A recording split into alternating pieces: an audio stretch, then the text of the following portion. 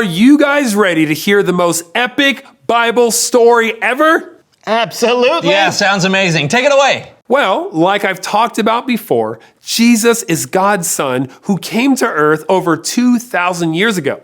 He traveled all over Israel with his followers, teaching people about God's kingdom and healing people of diseases. He taught people how to be generous, he taught them how to pray, and he taught the most important commandment, which is to love God and to love one another. But he wasn't just sent to earth to do those things.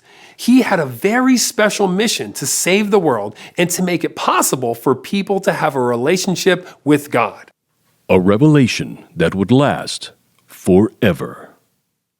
Hi. Hi yourself.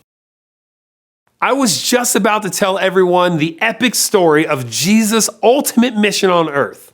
And I was just about to go behind the Bible.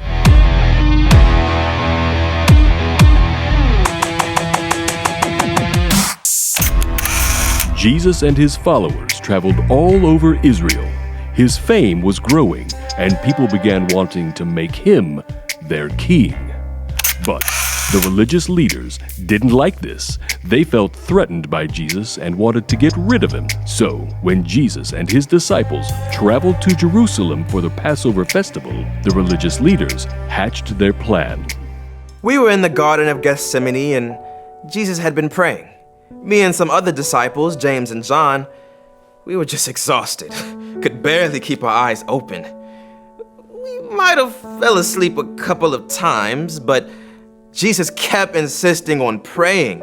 I honestly didn't understand why we could not just go to bed. We'd done the Passover meal. Why were we staying up so late to pray? But then we heard them. This crowd of people coming with torches and weapons, and there were all these soldiers. And Judas, someone we thought was our friend, was leading them. Jesus asked them, "Who do you want?" And somebody said, "Jesus of Nazareth." So Jesus said, "I am he." And then they all just fell to the ground. He could have escaped, but he didn't. That's important to remember. Jesus was so powerful and in control the whole time. But he chose to let the soldiers arrest him. He knew that this was all a part of God's plan and a part of his mission. And it was a mission he would face alone.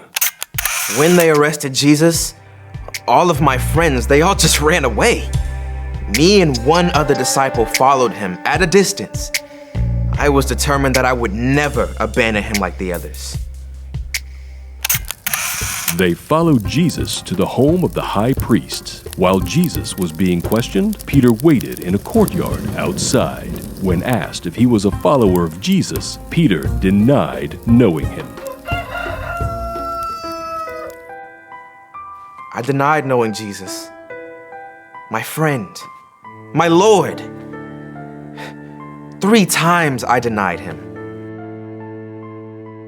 Jesus was questioned by the high priest, and he was found guilty even though he'd done nothing wrong. Then Jesus was handed over to the Roman governor for punishment, a man named Pontius Pilate. I wasn't sure what to think of this Jesus of Nazareth. I couldn't find him guilty of any crimes. I told the people I believed he was innocent. But the crowd kept shouting for me to crucify him, to put Jesus to death. And I didn't want to upset the people, so I ordered him to be crucified. 2 other men, criminals, were crucified next to Jesus, one on each side. And after a few long hours, Jesus died. Jesus gave up his life. He died on the cross as a payment for the sins of the world. He made a way for us to have a relationship with God again. His mission to save the world involved laying down his life so that we could truly live. But that wasn't the end of the story. No, it wasn't. Carry on. 2 men took Jesus' body and wrapped it in linen cloth. They put him in a tomb outside a garden and sealed it shut with a large stone. 2 days later, one of Jesus' followers, Mary Magdalene, went to the tomb. I got there first thing in the morning, and the stone had been moved away from the entrance. So I told Peter and John, and they raced to the tomb as fast as they could. So I walked into the tomb, and I was shocked.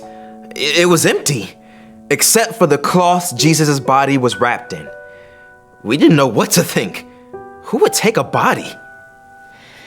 Peter and John went back to where they were staying, and I went to the tomb.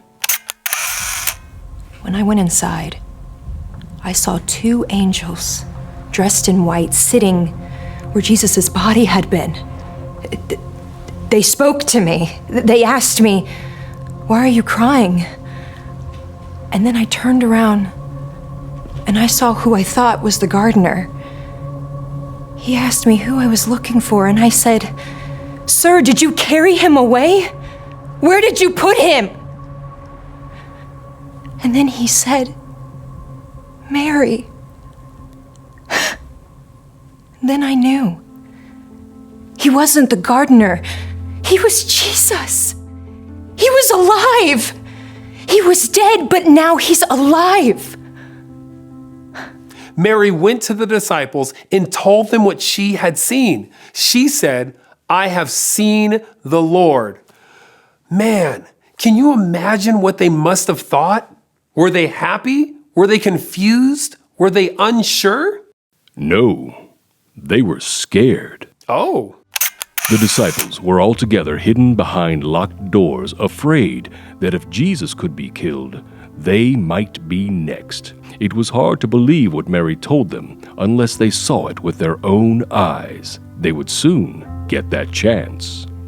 We were huddled together when all of a sudden, Jesus just shows up right there in the room with us. He said, "May peace be with you." And I'm like, yes, peace is what we need. He showed us the wounds where he'd been hurt on the cross. It was really him, alive from the dead. Jesus, the Son of God and Savior of the world, gave his life to save us. And on the 3rd day, Jesus rose again. Not even death could stop him. This has been Behind the Bible. When Jesus came back to life, he not only defeated death for himself, he defeated the power of death for everyone.